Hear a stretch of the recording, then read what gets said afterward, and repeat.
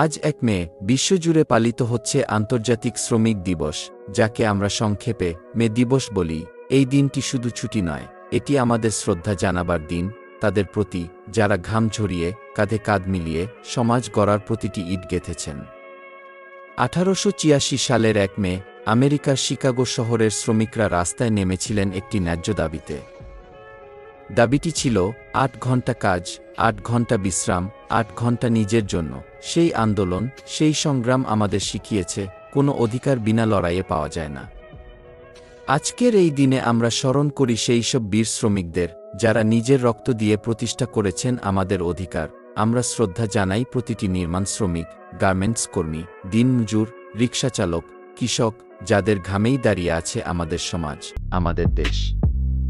মনে রাখবেন, শ্রমই শক্তি, শ্রমিকই সমাজের মূল ভিত্তি। তাই আসুন, এই মে দিবসে শ্রদ্ধা জানাই শ্রমকে, সম্মান করি শ্রমিককে। শুভ মে দিবস।